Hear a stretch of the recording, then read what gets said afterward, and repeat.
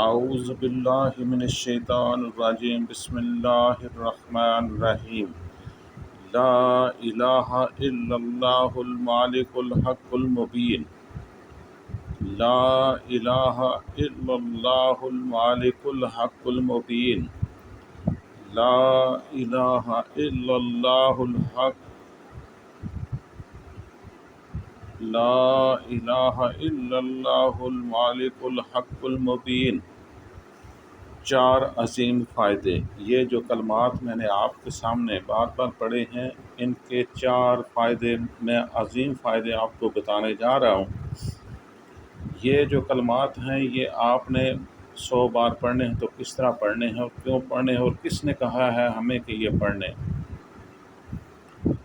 حضرت علی رضی اللہ تعالیٰ عنہ سے مروی ہے، حضور اقدس صلی اللہ علیہ وآلہ وسلم نے فرمایا، جو شخص روزانہ لا الہ الا اللہ المالک الحق المبین 100 مرتبہ پڑھے گا تو اس کے لیے اس دنیا سے فقر و فاقہ سے حفاظت کا ذریعہ ہوگا۔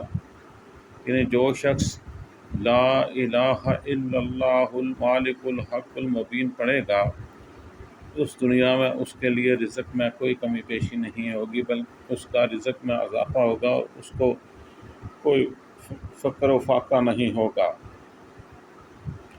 اور اس کے ساتھ ساتھ جب وہ اس دنیا سے چلا جائے گا تو یہ جو کلمات ہیں لا الہ الا اللہ المالک الحق المبین، اس کو قبر کی وحشت و تنہائی میں اپنائیت انسیت کا باعث ہوں گے، اور وہ شخص ان کلمات کی برکت سے پڑھنے والا گناہ یعنی ظاہری و باطنی غنیوں میں شامل ہو جائے گا، اور قیامت کے دن ان کلمات کی برکت سے وہ جنت کے دروازے پر دستک دے گا۔